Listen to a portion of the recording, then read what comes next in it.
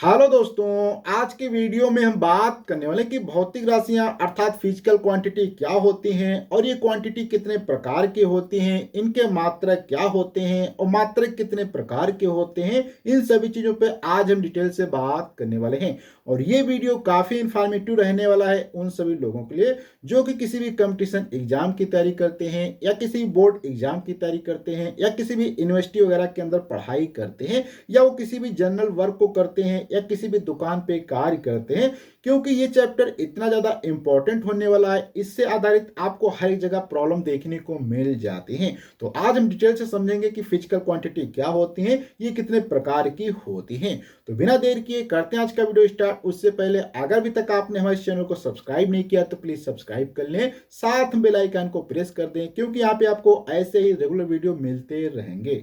तो यहाँ पे हम सबसे पहले बात करते हैं कि क्वांटिटी क्या होती है, क्योंकि क्वांटिटी एक ही जो शब्द है ये आपको काफी जगह देखने को मिल जाता है। तो सबसे पहले हम समझते हैं कि क्वांटिटी होती क्या है। क्वांटिटी का मतलब होता है कि जैसे कि मान लो आप चल रहे हैं, ठीक, तो यहाँ पे क्या है, चलना एक प्रकार की क्वांटिटी हो जाती है। अगर आप खाना खा रहे हैं तो खाना क्या होगा, एक प्रकार की क्वांटिटी हो गई। जैसे कि ये पेन है, पेन क्या है, एक प्रकार से क्वांटिटी की तरीके से हो जाता है। वहीं पे आप मान लिया कोई भी सेब लाते हैं या कोई भी कार्य करते हैं, वो हर एक जगह एक प्रकार की क्वांटिटी हो जाती है। वहीं पे अगर आप सो रहे हैं तो भी एक प्रकार की क्वांटिटी हो जाती है, अगर आप रो रहे हैं तो भी एक प्रकार की क्वांटिटी हो जाती है। अर्थात जितनी भी चीजें होती हैं जो भी हो रही हैं उनका एक नाम दिया जाता है जिसे हम क्वांटिटी कहते हैं। अब यहाँ पे क्वांटिटी बेसिकली दो प्रकार की हो सकती है। कौन कौन सी हो सकती है? एक तो क्वांटिटी आपकी ऐसी क्वांटिटी हो सकती है जिसको हम नाप तौल नहीं सकते, अर्थात ऐसी क्वांटिटी जिसको हम नाप या तौल नहीं सकते, जिन क्वांटिटी को हम क्या कहते हैं, नॉन फिजिकल क्वांटिटी कहते हैं। नॉन फिजिकल का मतलब होता है ऐसी क्वांटिटी जिनको हम नाप तौल नहीं सकते हैं। जैसे कि यहाँ पे हम एग्जाम्पल की बात करें तो एग्जाम्पल में आप समझ सकते हैं, जैसे कि मान लो कोई व्यक्ति सो रहा है तो कितना सो रहा है इसके विषय में कोई कैलकुलेशन नहीं किया जा सकता। वहीं पे कोई व्यक्ति रो रहा है तो कितना रो रहा है इसके विषय में भी कैलकुलेशन नहीं कर सकते। कोई व्यक्ति अगर नाराज है तो कितना नाराज है इसके विषय में भी कैलकुलेशन नहीं किया जा सकता। अर्थात इस प्रकार की क्वांटिटी, जैसे कि कोई मान लिया रो रहा है, अर्थात रो रहा है, या कोई भी सो रहा है अर्थात कोई स्लीप कर रहा है, या कोई व्यक्ति खुश है अर्थात हैप्पी है, या कोई भी व्यक्ति मान लो नाराज है अर्थात सैड है, तो इसके विषय में हम कैलकुलेशन नहीं कर सकते। इसलिए इन क्वांटिटी को हम क्या कहते हैं, फिजिकल क्वांटिटी कहते हैं। वहीं पे जो हमारी दूसरे प्रकार की क्वांटिटी होती हैं, जिन क्वांटिटी को हम क्या कहते हैं, फिजिकल क्वांटिटी कहते हैं। फिजिकल क्वांटिटी क्या होती है? ऐसी क्वांटिटी होती है जिन क्वांटिटी को हम क्या कर सकते हैं, नाप या तौल सकते हैं, उन्हें फिजिकल क्वांटिटी कहते हैं। जैसे कि यहाँ पे अगर हम एग्जाम्पल से इसको समझे, जैसे कि मान लो हमारे पास ये पेन है, इस पेन को आप बहुत ही आसानी से तराजू से तौल सकते हैं और बता सकते हैं कि कितने ग्राम का या कितने किलो का है। वहीं पे आप ये देख सकते हैं हमारे पास माउस है, इस माउस का आप वजनता अर्थात वेट बता सकते हैं कि कितना होगा। वहीं पे ये जो हमारा पेन है, फिर से अगर आप चाहें तो इसकी लंबाई बता सकते हैं कि ये लंबाई कितनी होगी, लेंथ मेजर कर सकते हैं। वहीं पे आप चाहें तो इस पेन को अगर मान लिया यहाँ पे हम रख देते हैं तो कितने समय तक यहाँ पे पेन रखा रहेगा इसके विषय में आप समय भी कैलकुलेट कर सकते हैं। वहीं पे हम जब बाइक चलाते हैं या कोई भी फोर व्हीलर चलाते हैं तो वहां पे आप स्पीड की भी कैलकुलेशन कर सकते हैं कि हम कितनी तेज अपनी बाइक को या कार को चलाते हैं। तो इस प्रकार की जितनी भी क्वांटिटी होती है जिनकी हम तुलना कर सकते हैं किसी दूसरे क्वांटिटी से, या जिनको हम नाप या तौल सकते हैं, उन्हें हम क्या कहते हैं, फिजिकल क्वांटिटी कहते हैं। तो यहाँ पे हमारी फिजिकल क्वांटिटी में जैसे कि एग्जाम्पल में बात करें, जैसे कि कोई भी लेंथ हो जाती है अर्थात कोई भी लंबाई है, कोई भी मास है अर्थात कोई भी द्रव्यमान है, जैसे कि यहाँ पे आपका समय हो गया, आपके यहाँ पे स्पीड हो गई, यहाँ पे आपका मान लो फोर्स हो गया, अर्थात जैसे कि मान लो यहाँ पे हम कोई बल लगाते हैं तो बल कितना लगाते हैं वो भी आपकी क्या है, एक फिजिकल क्वांटिटी हो जाती है। तो इस प्रकार से यहाँ पे आप देख रहे हैं कुछ नॉन फिजिकल क्वांटिटी है, कुछ फिजिकल क्वांटिटी। अर्थात क्वांटिटी जो हमारे पास दो प्रकार की होती है, एक हो जाती है नॉन फिजिकल क्वांटिटी जिनको हम नाप तौल नहीं सकते हैं, वहीं पे दूसरे प्रकार की क्वांटिटी होती है जिनको हम तौल या नाप या उनकी तुलना कर सकते हैं, उन्हें फिजिकल क्वांटिटी कहते हैं। तुलना करने का मतलब होता है कि जैसे कि मान लो यहाँ पे आप देख सकते हैं एक पेन आपके पास यहाँ पे है, एक ये पेन हमारे पास ये है।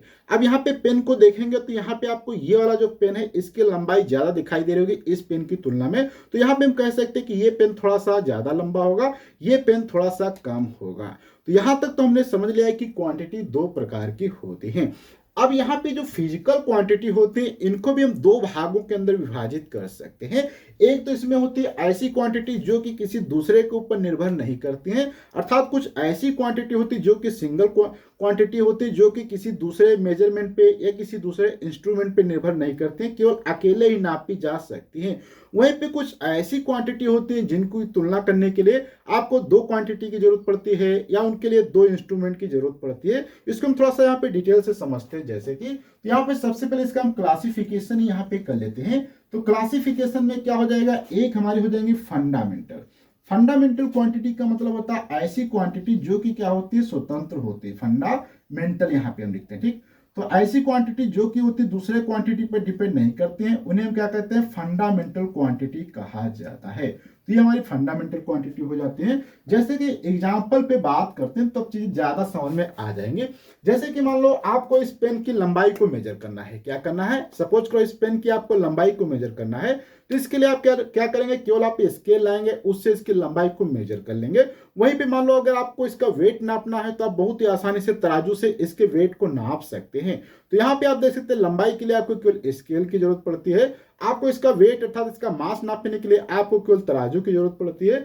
ऐसे ही अगर कोई भी क्वांटिटी सिंगल इंस्ट्रूमेंट से मेजर की जा सकती है, उसे हम क्या कहते हैं, फंडामेंटल क्वांटिटी कहते हैं। तो एग्जांपल में जैसे यहाँ पे लिख सकते हैं, आपका लेंथ हो जाता है, फंडामेंटल क्वांटिटी है। जैसे कि यहाँ पे हमारा मास हो जाता है, फंडामेंटल क्वांटिटी है। ऐसे ही टाइम जो हमारा है वो भी फंडामेंटल क्वांटिटी है, क्योंकि समय को हम केवल घड़ी से ही नाप सकते हैं। ऐसे ही और भी बहुत सारी क्वांटिटी होती है, जैसे कि इलेक्ट्रिक करंट होता है, उस पर भी हम बात करेंगे। तो यहां तक तो आपने समझ लिया कि कुछ ऐसी क्वांटिटी होती है जो कि एक सिंगल चीज से नापी जा सकते हैं, जिनको हम क्या कहते हैं, फंडामेंटल क्वांटिटी कहते हैं। वहीं पे हम थोड़ा सा दूसरे टाइप की क्वांटिटी पे बात करते हैं, जिनको हम क्या कहते हैं, डिराइव्ड क्वांटिटी कहते हैं। डिराइव्ड क्वांटिटी क्या होती है, जो कि एक या एक से अधिक को फंडामेंटल क्वांटिटी पे निर्भर करते हैं, उन्हें हम डिराइव्ड क्वांटिटी कहते हैं। जैसे कि अभी हम यहाँ पे समझते हैं। तो यहाँ पे हमारा ये हो जाएगा दूसरे प्रकार की आपकी डिराइव्ड क्वांटिटी। एग्जाम्पल में अगर यहाँ पे थोड़ा सा बात करें, जैसे कि आप देखेंगे जो कि स्पीड होती है, जैसे कि हमारे कार की जो स्पीड होती है, वो स्पीड को आप ना ही केवल समय से नाप सकते हैं, ना ही यहाँ पे आप केवल जो है उसको डिस्टेंस से नाप सकते हैं। क्योंकि स्पीड नापने के लिए आपको यहाँ पे दो चीजों की जरूरत पड़ती है। एक होता है आपका दूरी, दूसरा होता है समय, अर्थात दूरी बटे समय होता है हमारा यहाँ पे क्या हो जाता है, डिराइव्ड क्वांटिटी, अर्थात स्पीड बराबर दूरी बटे समय हो जाएगा। तो यहाँ पे आप देख सकते हैं दूरी को हम किससे नापते हैं, स्केल से नापते हैं। समय को हम किससे नापते हैं, घड़ी से नापते हैं। तो यहाँ पे स्पीड को नापने के लिए आपको दो क्वांटिटी की जरूरत पड़ती है, और यहाँ पे जो दोनों क्वांटिटी हैं ये क्या है, आपकी फंडामेंटल क्वांटिटी है। इसलिए ये आपकी क्या जो स्पीड है ये दो फंडामेंटल क्वांटिटी पे निर्भर करती है, इसलिए क्या हो जाएगी, डिराइव्ड क्वांटिटी हो जाएगी। अर्थात ऐसी क्वांटिटी जो कि दो या दो से अधिक फंडामेंटल क्वांटिटी के ऊपर निर्भर करती हैं, उन्हें हम क्या कहते हैं, डिराइव्ड क्वांटिटी कहते हैं, जो कि यहाँ पे आप समझ सकते हैं। ऐसे ही और भी इसके एग्जांपल हो जाएंगे, जैसे कि स्पीड हो गया आपका, एक्सीलरेशन हो जाता है, ये भी आपका क्या है, एक डिराइव्ड क्वांटिटी है। ऐसे यहाँ पे आपका फोर्स हो जाता है, आपका यहाँ पे वर्क हो जाता है। ऐसे बहुत सारी सैकड़ों जो है यहाँ पे आपकी डिराइव्ड क्वांटिटी होती है। तो यहां तक तो हमने समझ लिया कि डिराइव्ड क्वांटिटी और फंडामेंटल क्वांटिटी क्या होती हैं। अब इसके बाद थोड़ा सा हम समझते हैं कि यूनिट्स अर्थात मात्रक क्या होते हैं, क्योंकि मात्रक का होना और फिजिकल क्वांटिटी का होना बहुत ही ज्यादा अनिवार्य है। उनके बीच में संबंध भी सही से होना चाहिए। अगर सही से रिलेशन नहीं होगा तो बहुत बड़ी प्रॉब्लम आ जाएगी। जैसे कि मान लो आप किसी दुकान पे जाते हैं, ठीक है, दुकान पे जाते हैं, वहां पे आप क्या कहते हैं कि हमें 1 किलो जो है आप पानी दे दीजिए, तो बहुत ही आसानी से वो 1 किलो पानी तौल देगा, ठीक है।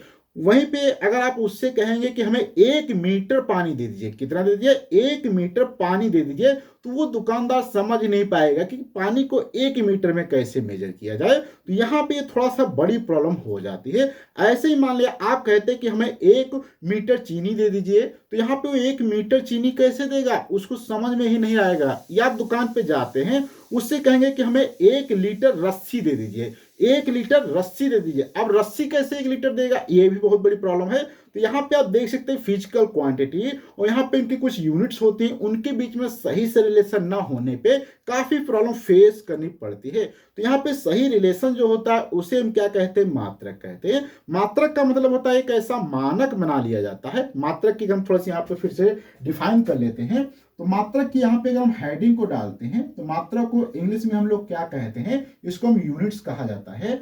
तो मात्रक को क्या होता है, एक ऐसा जो है स्टैंडर्ड रूप में माना गया है जो कि सेम होना चाहिए। जैसे कि सपोज करो यहाँ पे ये पेन की लंबाई सपोज करो हमारी 1 मीटर है, वहीं पे अगर मान लो किसी आप दूसरे कंट्री के पास जाते हैं या किसी दूसरे राज्य में जाते हैं, वहां पे कोई व्यक्ति कहता है ये हमारा 1 मीटर है, वहीं पे मान लिया आप जाते हैं कहीं दूसरे जगह पे, वो कहता है हमारा 1 मीटर है, तो ये बहुत बड़ी प्रॉब्लम हो जाएगी, क्योंकि हर एक जगह जाएंगे तो वहां पे 1 मीटर की लंबाई अलग अलग है, जिस कारण से आपको काफी प्रॉब्लम फेस करनी पड़ती है। तो मात्रक का जो मतलब ही होता है मानक, अर्थात एक ऐसा मानक बना लिया जाता है जो कि सभी लोग जानते हैं कि 1 मीटर कितना होता है।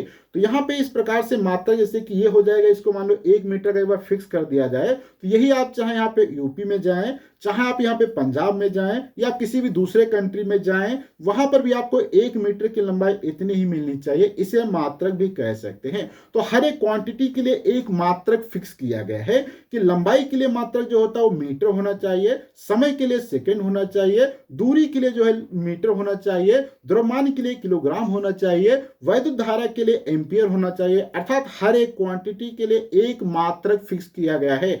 अगर मात्रक सही से नहीं होगा तो बड़ी प्रॉब्लम आएगी। जैसे कि अभी मैंने आपको सिखाया कि 1 किलो अगर आप यहाँ पे पानी मांगते हैं तो दे देगा, लेकिन 1 मीटर अगर पानी मांगेंगे दुकानदार आपको नहीं दे पाएगा। तो इसलिए यहाँ पे पानी का मात्रक लीटर होता है, लेकिन लंबाई जो आपने ऐड कर दिया वो लंबाई दूसरी चीज का मात्रक होता है, इसलिए प्रॉब्लम आती है। तो यहाँ पे इसलिए आपको जब भी मात्रक हो तो आपको फिजिकल क्वांटिटी जो भी आपकी है उनका मात्रक भी सही से होना चाहिए। तो यहाँ पे हम बात करते हैं थोड़ा सा मात्रक में। तो मात्रक को भी जैसे कि एग्जांपल में यहाँ पे लिखते हैं तो बहुत सारे आपके मात्रक हो जाएंगे। जैसे कि आपका यहाँ पे मीटर हो जाएगा, आपका मीटर हो जाएगा, आपका यहाँ पे क्या हो जाएगा, सेकंड हो जाएगा, आपका यहाँ पे और भी है जैसे कि किग्रा हो जाएगा। ऐसे ही यहाँ पे आप देखेंगे आपका मीटर क्या होता है, पर सेकंड होता है। ऐसे बहुत सारे मीटर यहाँ पे मात्रक हो जाते हैं। लेकिन यहाँ पे हम बात करें तो मात्रक को भी हम चाहे तो दो प्रकार से या दो कैटेगरी के अंदर डिवाइड कर सकते हैं, क्योंकि जब हमारी फिजिकल क्वांटिटी है वो दो कैटेगरी में डिवाइड की गई, तो उसी प्रकार से हमारे मात्रक भी क्या है, दो प्रकार के हो जाएंगे। जैसे कि यहाँ पे मात्रक को हम डिवाइड कर देते हैं, तो यहाँ पे फर्स्ट वाले क्या हो जाएंगे, फंडामेंटल यूनिट्स हो जाएंगे, अर्थात फंडामेंटल मात्रक। तो जो भी हमारी फंडामेंटल क्वांटिटी होती हैं उनके जो भी मात्रक होंगे उन्हें हम क्या कहेंगे, फंडामेंटल यूनिट्स कहेंगे। बहुत ही सिंपल है। ऐसे ही दूसरा हमारा क्या हो जाएंगे, डिराइव्ड यूनिट्स हो जाएंगे, जो भी बहुत आसानी आपसे आप समझ सकते हैं। डिराइव्ड यहाँ पे क्या हो जाएंगे, आपके यूनिट्स हो जाएंगी। फंडामेंटल में कौन कौन से हो जाएंगे, जैसे कि आपका यहाँ पे मास, सॉरी यहाँ पे आपका क्या हो जाएगा, मीटर हो जाएगा, आपका मीटर हो जाएगा, आपका क्या हो जाएगा, सेकंड हो जाएगा, आपका क्या हो जाएगा यहाँ पे मीटर सेकंड, यहाँ पे किलोग्राम हो जाएगा। इसी प्रकार से जो भी फंडामेंटल क्वांटिटी होती हैं उनके जो मात्रक होते हैं उन्हें हम क्या कहते हैं, फंडामेंटल यूनिट्स कहते हैं। वहीं पे हम थोड़ा सा इधर बात करें डिराइव के अंदर, जैसे कि आपका यहाँ पे कौन कौन से हो जाते हैं, जैसे कि मीटर पर सेकेंड आपका क्या हो जाता है, चाल या दूरी का, चाल या स्पीड का हो जाता है। ऐसे वर्क के लिए क्या होता है, जूल होता है, बल के लिए क्या होता है, न्यूटन होता है। ऐसे ही बहुत सारे मात्रक जो होते हैं जो कि आपकी फिजिकल क्वांटिटी जो होती है डिराइव्ड वाली, उनके मात्रक को हम लोग क्या कहते हैं, डिराइव्ड मात्रक या डिराइव्ड यूनिट्स कहते हैं। तो यहां तक तो हमने समझ लिया कि हमारे यूनिट्स होते हैं। अब यहाँ पे एक ये चीज आती है कि जब भी कोई क्वेश्चन सॉल्व किया जाता है तो क्वेश्चन सॉल्व करते समय आपको कोई ना कोई एक सिस्टम फॉलो करना पड़ता है, अर्थात सिस्टम ऑफ यूनिट्स क्या होते हैं इस पे हम थोड़ी सी बात करते हैं। तो इसमें अलग अलग टाइप के सिस्टम को फॉलो किया गया, अर्थात सिस्टम क्या होता है इसको हम थोड़ा सा एक बार समझ लेते हैं। जैसे कि मान लो आप कोई ऑफिस में बैठे हैं, वहां पे 4 लोग आते हैं, अर्थात किसी भी मीटिंग को आप अगर करना चाहते हैं तो वहां पे 4 लोग सपोज करो बैठे हुए हैं, यहाँ पे एक बैठा, इधर बैठा, आमने सामने बैठे हैं। अब यहाँ पे अगर चारों व्यक्ति की लैंग्वेज अलग अलग हो, अर्थात एक अरबी में बोले, एक फारसी में बोले, एक इंग्लिश के अंदर बोले, एक यहाँ पे कोई भी पंजाबी बोले, तो यहाँ पे जब चारों लोग अलग अलग लैंग्वेज में बात करेंगे तो कभी भी किसी भी मीटिंग में कोई भी अच्छा सॉल्यूशन नहीं निकल सकता, क्योंकि जब आपस में कोई समझ नहीं पाएगा कि कोई क्या बात कर रहा है तो वहां पे कोई भी सॉल्यूशन नहीं निकलेगा। अगर आपको अच्छे से मीटिंग करना है तो उसके लिए जितने भी लोग वहां पे बैठे हैं उनकी लैंग्वेज सेम होनी चाहिए, तभी वहां पे कोई प्रॉब्लम सॉल्व हो सकती है। ऐसे जब फिजिक्स के अंदर या मैथ के अंदर या कहीं पर भी कोई प्रॉब्लम सॉल्व करते हैं तो वहां पर भी आपको एक ही सिस्टम के अंदर सभी चीजों को लाना पड़ेगा। जैसे कि मान लो आप क्वेश्चन सॉल्व करते हैं, एग्जाम्पल से यहाँ पे हम समझ लेते हैं। जैसे कि मान लो यहाँ पे एग्जाम्पल में हम ले लेते हैं, बहुत ही अच्छा एग्जाम्पल है। जैसे कि मान लो हमारा स्पीड वाला है। अब यहाँ पे हम स्पीड वाले में हम क्या करते हैं, सपोज को दूरी को हम क्या ले लेते हैं, दूरी जो को यहाँ पे हम क्या लेते हैं, मान लो 1 किलोमीटर ले लेते हैं। क्या लेते हैं, 1 किलोमीटर ले लेते हैं। ठीक, 1 किलोमीटर हो गया। अब यहाँ पे अगर मान लो हम समय को क्या करते हैं, सेकंड में ले लेते हैं, 1 सेकंड ले लेते हैं। और स्पीड को हम यहाँ पे क्या करते हैं, स्पीड जो हमारी है था चाल है, चाल को सपोज करो हम क्या कर लेते हैं, फुट, क्या करते हैं, फुट पर यहाँ पे क्या लेते हैं, सेकंड ले लेते हैं, फुट पर सेकंड। अब यहाँ पे आप देखेंगे एक सिस्टम के अंदर नहीं है, क्योंकि यहाँ पे आपकी दूरी जो है किलोमीटर में लिया गया है। ठीक है, उसके बाद यहाँ पे समय को जो लिया गया सेकंड के अंदर लिया गया। यहाँ पे क्या है, आपका समय है यहाँ पे, तो ये आपका हो जाता है समय, समय को हमने सेकंड के अंदर लिया है। और यहाँ पे स्पीड को हमने फुट पर सेकंड में लिया। तो यहाँ पे हर एक चीज अलग अलग है, इसलिए क्वेश्चन को सॉल्व नहीं किया जा सकता। तो इसके लिए एक सिस्टम बनाया गया जहां पे एक ही सिस्टम के अंदर सभी क्वेश्चन को सॉल्व किया जाता है। तो इसमें काफी सिस्टम है, जैसे कि एक हमारा सिस्टम यहाँ पे सबसे पहला सिस्टम क्या हो जाता है, एफपीएस। एफपीएस का मतलब होता है जहां पे आप जो होता है, एफ का मतलब होता है फुट, अर्थात लंबाई को यहाँ पे फुट के अंदर नापा जाता है। पी का मतलब पाउंड, अर्थात यहाँ पे जो द्रव्यमान होता है उसको हम यहाँ पे पाउंड के अंदर नापेंगे। एस का मतलब होता है यहाँ पे सेकंड, अर्थात समय को हम यहाँ पे सेकंड पे नापते हैं। तो एक ये सिस्टम हो जाता है। दूसरा सिस्टम हमारा क्या होता है, सीजीएस सिस्टम। सीजीएस सिस्टम क्या होता है, जहां पे आप लंबाई को जो नापते हैं सेंटीमीटर के अंदर, द्रव्यमान को ग्राम के अंदर और समय को सेकंड के अंदर, इसे हम सीजीएस सिस्टम कहते हैं। वहीं पे जो हमारा थर्ड नंबर पे होता है, जिसको हम कहते हैं एम के एस सिस्टम। एम के एस सिस्टम क्या होता है, जहां पे लंबाई को अगर आप लेंगे तो यहाँ पे आप मीटर में लेंगे, द्रव्यमान को किलोग्राम में लेंगे और समय को सेकंड में। अर्थात जब भी कोई आप क्वेश्चन सॉल्व करेंगे तो सॉल्व करते समय आपको एक सिस्टम के अंदर सभी चीजों को लाना पड़ेगा। अगर मान लो मीटर को किलोग्राम में दिया गया तो अर्थात किलोमीटर में दिया गया तो आपको मीटर के अंदर कन्वर्ट करना पड़ेगा। अगर समय को घंटे में दिया गया तो सेकंड के अंदर कन्वर्ट करना पड़ेगा। अर्थात यहाँ पे सभी चीजों को जब तक सेम में नहीं लाएंगे आप कोई न्यूमेरिकल सॉल्व नहीं कर सकते। तो यहाँ पर ये आ गया। थोड़ा सा इसी सिस्टम को जो यहाँ पे एमके सिस्टम दिया गया, इसी को थोड़ा सा इंप्रूव कर दिया गया। इंप्रूवमेंट करने के बाद इसी सिस्टम को हमने एक सिस्टम नाम दे दिया, जो कि होता है एसआई सिस्टम, अर्थात सिस्टम ऑफ यूनिट इंटरनेशनल। जो कि अब ये जो सिस्टम होता है एसआई सिस्टम है, ये आपका पूरे वर्ल्ड के अंदर सभी जगह एप्लीकेबल है। अर्थात मान लिया अगर इंडिया के अंदर समय का मात्रक सेकंड है, तो वही आप किसी भी फॉरेन कंट्री के अंदर जाएंगे तो वहां पर भी आपको समय का मात्रक सेकंड ही देखने को मिलेगा। तो ये एसआई सिस्टम बहुत ही इंपॉर्टेंट है। एसआई सिस्टम के अंदर यहाँ पे टोटल जो है फंडामेंटल क्वांटिटी है उनकी संख्या यहाँ पे 7 होती है, और कुछ यहाँ पे कंप्लीमेंट्री क्वांटिटी होती है 2 क्वांटिटी, उस पर हम बात करने वाले हैं। तो यहाँ पे थोड़ा सा एसआई सिस्टम समझते हैं कि एसआई सिस्टम हमारा क्या है, इसके अंदर कौन कौन सी क्वांटिटी आती हैं। तो इसके लिए यहाँ पे मैं आपको एक इमेज ही इधर साइड में ऐड कर देता हूँ। यहाँ पे आप इमेज में देख सकते हैं कि यहाँ पे आपको दिखाई दे रहा होगा कि जो हमारी क्वांटिटी है, क्वांटिटी के बाद आपको यहाँ पे नेम ऑफ यूनिट दिखाई दे रहा होगा, उसके बाद यहाँ पे आपको सिंबल दिखाई दे रहा होगा।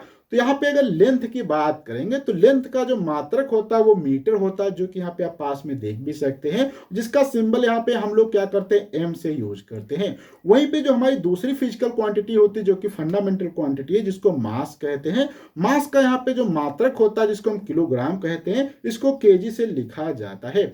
वहीं पे जो हमारा टाइम होता है, टाइम का मात्रक सेकंड होता है, जिसको यहाँ पे एस से लिखा जाता है, स्मॉल एस से। वहीं पे इलेक्ट्रिक करंट होता है, इलेक्ट्रिक करंट को हम जो यहाँ पे एम्पियर से मेजर करते हैं, अर्थात एम्पियर इसका मात्रक होता है, इसको कैपिटल ए से लिखा जाता है। वहीं पे टेम्परेचर जो होता है, टेम्परेचर का मात्रक हमारा केल्विन होता है, और यहाँ पे इसको कैपिटल के से लिखा जाता है। वहीं पे अमाउंट ऑफ सब्सटेंस जो होता है, इसका मात्रक मोल होता है, जो कि ये बहुत ज्यादा रसायन विज्ञान के अंदर यूज में देखने को मिलता है, और जिसको हम MOL से लिखते हैं। वहीं पे ल्यूमिनेंस इंटेंसिटी होता है, जैसे कि जो यहाँ पे बल्ब जलते हैं या घरों के अंदर जो भी हम लाइट जलाते हैं, वो कितने प्रकाश को उत्पन्न करता है, उसके लिए मात्रक होता है कैंडेला, जो कि यहाँ पे कैंडेला होता है, जिसको हम CD से लिखते हैं। तो यहाँ तक तो हमने 2 चीजों को समझ लिया। अब यहाँ पे 2 और भी क्वांटिटी होती है, जिनको हम पूरक क्वांटिटी या कंप्लीमेंट्री क्वांटिटी कहते हैं। कंप्लीमेंट्री क्वांटिटी क्या होती है, इसको हम थोड़ा सा यहाँ पे समझ लेते हैं। तो यहाँ पे हम हेडिंग डाल देते हैं कंप्लीमेंट्री क्वांटिटी, क्योंकि अभी हमने क्या समझ लिया था कि जो हमारी फंडामेंटल क्वांटिटी का सिस्टम है उसको समझ लिया। अब कंप्लीमेंट्री क्वांटिटी को भी यहाँ पे थोड़ा सा हम समझ लेते हैं। तो हमारी बेसिकली 2 प्रकार की कंप्लीमेंट्री क्वांटिटी होती है। एक हमारी होती है क्वांटिटी जो कि होती है हमारी एंगल। एक क्या होता है, एंगल होता है, एक हमारा होता है सॉलिड एंगल। यहाँ पे आप चाहें तो इसको क्या कर सकते हैं, प्लेन एंगल लिख सकते हैं, और ये हमारा क्या हो जाएगा, सॉलिड एंगल हो जाएगा। तो यहाँ पे दो प्रकार के एंगल होते हैं हमारे पास, उसको हम वन बाय वन समझ लेते हैं। प्लेन एंगल का मतलब होता है, जैसे कि सपोज करो यहाँ पे आपने ये इस प्रकार का कोई भी सर्कल ड्रा किया, तो इस सर्कल का अगर ये पॉइंट यहाँ पे आपका ए है, दूसरा पॉइंट यहाँ पे आपका बी है, और इसका ये केंद्र अगर यहाँ पे सपोज करो ओ है, तो यहाँ पे ए को ओ से मिला दिया, यहाँ से मिला देंगे, तो इनके बीच में जो एंगल बन रहा होगा, मान लो यहाँ पे ये 70 डिग्री बनता है, तो ये एंगल आपका क्या हो जाता है, प्लेन एंगल कहलाता है। और जितने भी हम अधिकतर बुक में पढ़ते हैं सभी इसी प्रकार के प्लेन एंगल आपको देखने को मिलते हैं। ऐसे यहाँ पे मिलता है, कभी ऐसे मिलता है, कभी आपको ऐसे मिल जाता है, अर्थात ये जितने भी एंगल यहाँ पे आपको सभी प्लेन एंगल देखने को यहाँ पे मिल जाते हैं। तो ये हमारे प्लेन एंगल हो जाते हैं, जिसका मात्रक होता है रेडियन। क्या होता है, रेडियन। जैसे कि यहाँ पे आपने देखा होगा 70 डिग्री इस पे लिखते हैं, जिसको रेडियन में कहते हैं। जैसे कि यहाँ पे मान लो ये आपका क्या हो जाएगा, 60 हो जाएगा, यहाँ पे आपका 90 डिग्री हो जाएगा, ये मान लो यहाँ पे आपका 90 के बाद यहाँ पे सपोज करो 120 डिग्री हो जाता है। इस प्रकार से यहाँ पे आपके हो जाते हैं। ये तो हमारे प्लेन एंगल होते हैं। अब यहाँ पे हम समझते हैं थोड़ा सा सॉलिड एंगल क्या होते हैं। सॉलिड एंगल को समझने के लिए थोड़ा सा हम यहाँ पे डायग्राम को ड्रा करते हैं। सपोज करो यहाँ पे हमारा ये कोई स्फीयर है, या आप सपोज करो ये फुटबॉल आपका है, क्या है, यहाँ पे आपका ये फुटबॉल है इस प्रकार से, तो मैंने यहाँ पे फुटबॉल बना दिया, ठीक।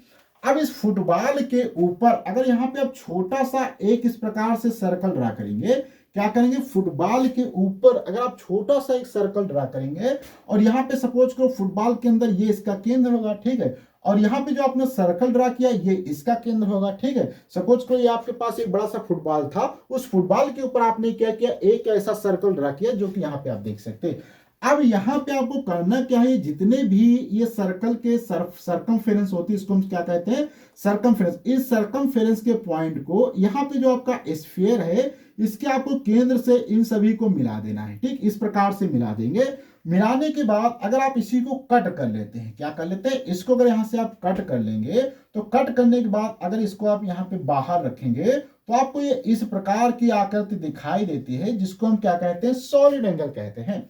अब ये सॉलिड एंगल ये यहाँ पे जो बनता है, इसको हम लोग जनरली क्या करते हैं, ओमेगा से भी लिख लेते हैं, और इसका मात्रक जो होता है हमारा स्टेरेडियन होता है। क्या होता है, स्टेरेडियन होता है, याद रखना आपको, स्टेरेडियन होता है, इसको ओमेगा से लिखते हैं। और यहाँ पे ये एंगल जो होता है, एक प्रकार से आप देखेंगे कैप जो होती है, जोकर की जैसे कैप होती है, या यहाँ पे आप पेन देखेंगे इसकी जो ऊपर की नोक होती है, इस प्रकार के जो एंगल बनता है यहाँ पे टिप पे इसके, इसे हम क्या कहते हैं, सॉलिड एंगल कहते हैं।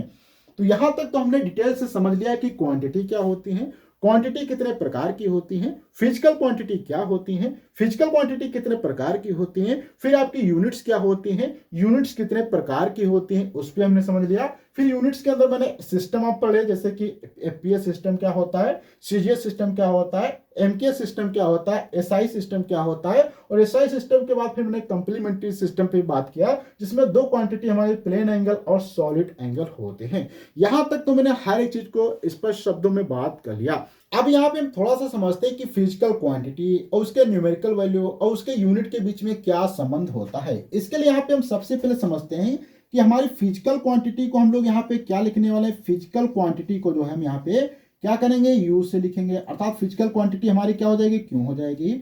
इसका यहाँ पे न्यूमेरिकल वैल्यू की अगर बात किया जाए, तो न्यूमेरिकल वैल्यू को हम यहाँ पे क्या करते हैं, इसको एन से लिखेंगे, और इसके बाद यहाँ पे जो इसकी यूनिट होगी, यूनिट को हम क्या करेंगे, यू से लिखेंगे। यहाँ पे चीजें बन जाती हैं।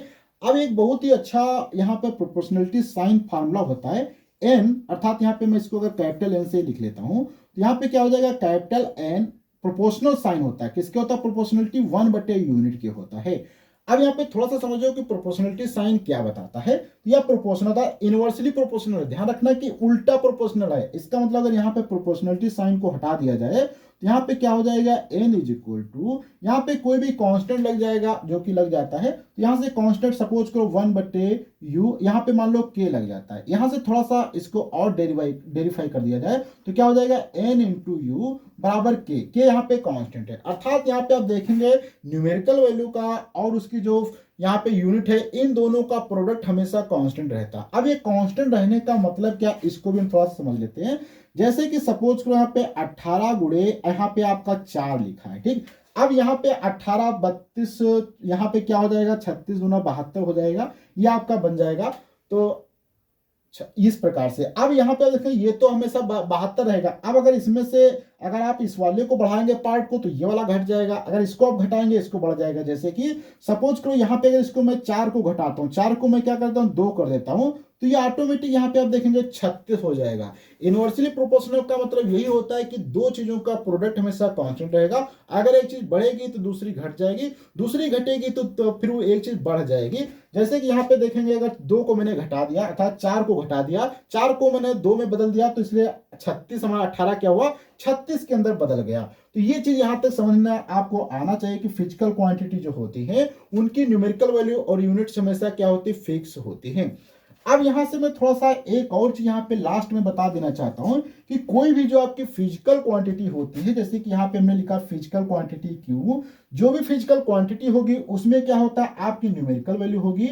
न्यूमेरिकल वैल्यू को यहाँ पे हम क्या लिख सकते हैं एन लिख सकते हैं, और यहाँ पे उसकी यूनिट यू। ये भी क्या होता है बहुत ही इंपॉर्टेंट होता है कि कोई भी फिजिकल क्वांटिटी होगी तो उसमें न्यूमेरिकल वैल्यू उसकी यूनिट होगी। लेकिन कुछ ऐसी भी क्वांटिटी है जहां पे यूनिट हो सकती है नहीं भी हो सकती है। जैसे कि कुछ ऐसी क्वांटिटी जिनकी कोई भी यूनिट नहीं होती, जैसे कि रिलेटिव डेंसिटी आपका हो जाता है, तो यहाँ पे डेंसिटी बटे डेंसिटी होता है, इसलिए यहाँ पे कोई भी इसकी जो है न्यूमेरिकल वैल्यू नहीं होती है अर्थात यूनिट नहीं होती। ऐसे भी कोई भी कांस्टेंट संख्याएं होती हैं उनकी कोई भी न्यूमेरिकल वैल्यू अर्थात तो उनकी कोई भी यूनिट नहीं होती है। तो यहाँ पर ये भी आपको समझना चाहिए कि न्यूमेरिकल वैल्यू और यूनिट और ये क्या होता है फिजिकल क्वांटिटी के इक्वल होता है। तो आज हमने यहाँ तक तो डिटेल से समझ लिया कि फिजिकल क्वांटिटी क्या है और भी सारी चीजों पे बात किया। अब यहाँ पे जब भी आपको किसी भी चीज की यूनिट निकालना हो तो यूनिट बहुत आसानी से निकाल सकते हैं। यूनिट निकालने का तरीका क्या है उस पर हम थोड़ी सी बात करते हैं। जैसे कि अभी यहाँ पे आप एक देख सकते हैं, जैसे कि मैंने स्पीड की अगर मुझसे कोई पूछे यूनिट क्या होगी अर्थात इसका मात्रक क्या होगा, तो जब भी आपको स्पीड का मात्रक निकालना है तो आपको स्पीड बराबर सबसे पहले पता होना चाहिए कि किस प्रकार से फिजिकल क्वांटिटी के ऊपर निर्भर करता है। जैसे कि स्पीड बराबर क्या होता है दूरी बटे समय होता है। तो दूरी क्या यहाँ पे हो जाएगी, दूरी का मात्रक क्या हो जाएगा मीटर हो जाएगा, और समय का मात्रक क्या हो जाएगा सेकंड हो जाएगा। तो यहाँ पे इसका मात्रक क्या आ जाएगा मीटर पर सेकंड आ जाएगा। ऐसे ही अगर त्वरण पूछा जाए तो त्वरण का मात्रक क्या होता है आप देखेंगे स्पीड अर्थात चाल बटे क्या होता है समय, अर्थात यहाँ पे चाल बटे समय, तो चाल का मात्रा आपका मीटर पर सेकंड है, सेकंड एक नीचे ऑलरेडी और आ चुकेगा तो मीटर पर सेकंड स्क्वायर हो जाएगा। ऐसे ही आप बहुत सारे फिजिकल क्वांटिटी के मात्रक वगैरह निकाल सकते हैं। तो अगले वीडियो मिलेंगे तो हम वहां पे आपको डायमेंशनल एनालिसिस सिखाएंगे और कुछ यहाँ पे इंपॉर्टेंट क्वेश्चन जो आपके फिजिकल क्वांटिटी से पूछे जाते हैं उनको भी सॉल्व करने की कोशिश करेंगे। तो आज की वीडियो हम लोग इतना रखते हैं, अगले वीडियो मिलेंगे, जब तक के लिए धन्यवाद।